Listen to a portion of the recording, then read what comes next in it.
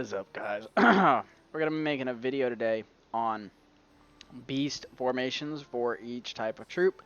My alliance voted that we would do archers today. So we're going to be starting off with archers. And your formations are number 1, but your beasts are number 2. Without the proper formation, your beasts won't do the damage. Without the proper beasts, your formation, it'll still do damage, but it just won't do as much damage. And to maximize the damage, you need proper formations and proper beasts. So for archers are really hard to do being free to play. Archers are really kind of more of a spender formation to maximize them and make them the best that they can be. But we'll go out a little bit and we will see. This will work. Alright, so right on the side here, we can check our stats. Now, I can have these three. Well, these three are just random. You see how low my hunter attack is? This is pretty much my base stats, is 400%. But if we change it up, and we'll go Cinder Whip, Frost PT, and Winterbane, these are the three that I use, we'll see how high this actually gets. So, you see we went from 400% to 1300% on our stats.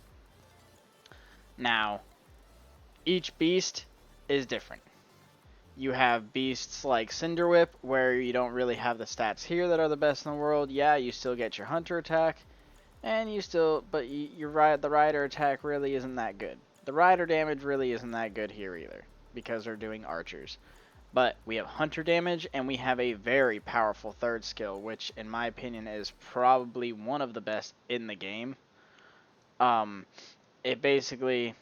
It's going to attack the unit with the lowest defense, and then the unit with the highest defense, the unit with the highest HP is going to take 120% of the overflow damage. So, that's going to really help with killing barbarians. Along with other troop types, it's going to be really good for countering. It's going to be good for not getting killed as much and killing more of what's killing you. Frost Draco is a very good archer beast. He is very powerful. The only issue is you can only get him at SVIP. You unlock him at VIP 10, but he doesn't get good till 2 stars, which is SVIP 3. So up until 2 stars, I would say don't even bother using this beast. I would say switch him for Crimson. And use Crimson over Frost PT. Both of Crimson and Winterbane are both spenders. You can only get them from the daily promotion. Crimson, Winterbane. Frost PT you have to get from SVIP here. It starts at VIP 10 all the way to SVIP 3. But back to the formations. Cinder Whip, Frost PT, and Crimson is a very good setup. But this setup right here is going to run you about $4,200 United States currency, USD. If you want this setup.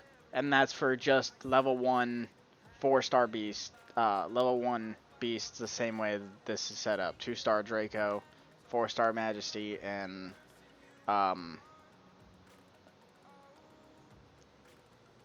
Crimson Cinder Whip. Sorry. If we want to change this up a little bit, we can get rid of Frost Draco, and we can get Winterbane. And now this setup's going to cost you about $200. The main cost is in Draco. He's about $4,000 to get to 2-star. And then you have to level up the skills as well. But his skills are very powerful. He gives you hunter attack, hunter damage. Something in this area is the ideal build to run. But for low spenders, you can get Winterbane Crimson for 200-ish bucks total, and you will get Barbarian defense, hunter attack, Barbarian HP, which is very good, because you need to run Barbarian and Archer together. That's how you maximize yourself. The skill on Winterbane is not the best in the game, but it is pretty good. It does get good kills. Barbarian HP is good, and you got the Hunter damage, which is really good. Crimson Majesty is the same thing. Crimson Majesty and Winterbane are basically the same beast, just copy and pasted besides their third skill. Crimson has a way better third skill than Winterbane. Cinder Whip, though, has the best out of these three. This is going to be your spender formation. As for a free-to-play formation, that's a little harder. Cinder Whip is very hard to get free-to-play. It's going to cost you anywhere from 14 to 2,200 tomes to get to 4-star. But not using Cinder Whip, we can use beasts like the Dilophosaur. The Dilophosaur is really good because you get Hunter attack and Hunter damage. And then I would say use where is he? Spinosaurus is another good one you can use because you're going to get some behemoth buffing from him, and you're also going to get Hunter damage from him and a very large amount of Hunter attack. This right here is going to be your best free to play late game as of right now. You could also early game, because Cinder Whip is a pretty late beast. Early game you could use beasts like Titan Snapjaw, which is going to give you a Hunter attack, Hunter defense. You kind of lose out down here. And you could trade Spinosaur for, where is he? Velociraptor, because this is going to give you the Hunter attack with the Hunter damage. Hunter damage is very good. That's just obvious. Damage and attack are going to be the king. You also need HP and defense, though, for your survivability. But, as you can see, this March has pretty good attack and defense and HP for Barbarian, which is going to be your front line. Your Hunter, it's got okay. It's not the best in the world. For a free-to-play build, I'll show you the stats on that. This is a pretty bad one because I don't have Spinosaur leveled up that much. You could also do this as a free-to-play build.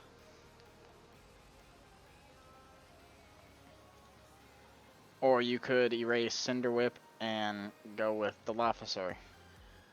Now, this is the stats with this formation. You see my Hunter is pretty good, but my Behemoth is also really good.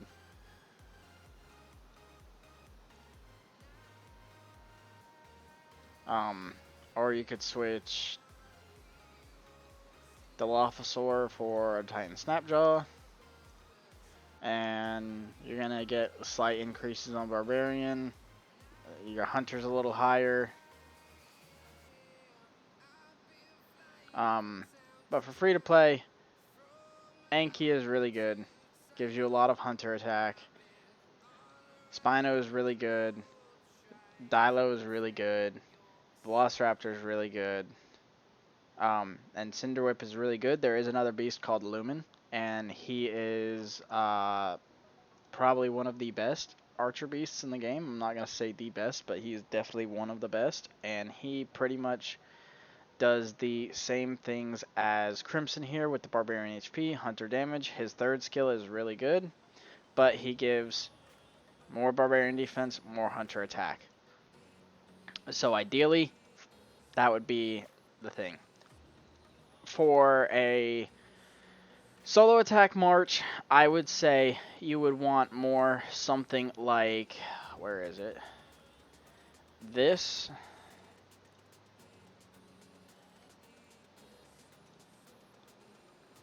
Or you could go like this for free-to-play March, as these two are going to buff your front line, and this one's going to give you more attack.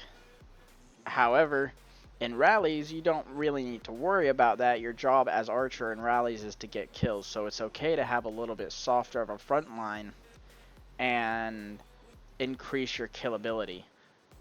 So if we're going to do that, we'll go, this is going to be more of a rally formation for a high spender, rally formation for a low spender, or a free to play is going to be typically like this. Free to play is going to look more like this. The spending just allows you to mix and match beasts a little more because you have more beasts and more availability to be able to get certain beasts to certain levels. There are plenty of archer beasts, but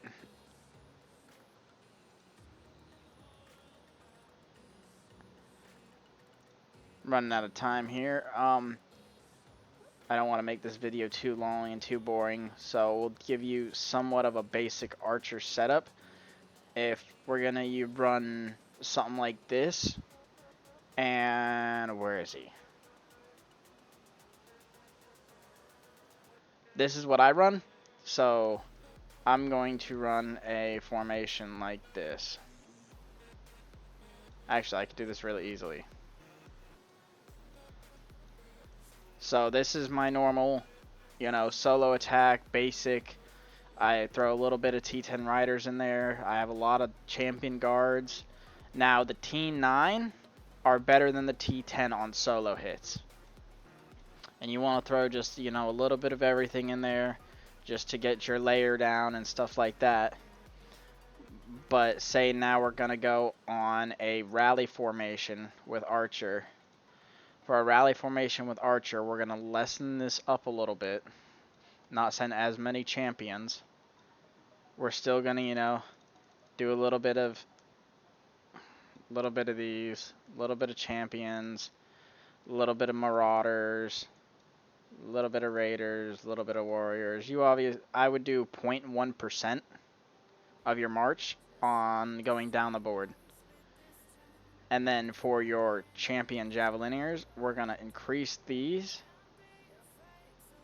to, this is based off going off my march, so your values will be different. I have a 300k march. I'm going to send about even of both, so I'm going to send about 110k of those and 140k of these. Realistically, we could drop this down to about 100k and it would be good. And we're going to send more of these, because these are what kill a lot when it comes to barbarians, because your barbarians take reduced damage to these. So these aren't going to kill your barbarians, but these do double damage to everything else besides barbarian units. And that these don't take the reduced damage from barbarian units, so these will kill your barbs, while these kill everything else in the formation because they do double damage, criticals, and everything else under the sun to everything else. So this is going to be a basic archer formation. I hope this helped some of you, and I wish you the best of luck. And I guess we'll roll to the end. Can't make a stop, can't turn back now. We know that there's no room for doubt. No, we can't turn back now.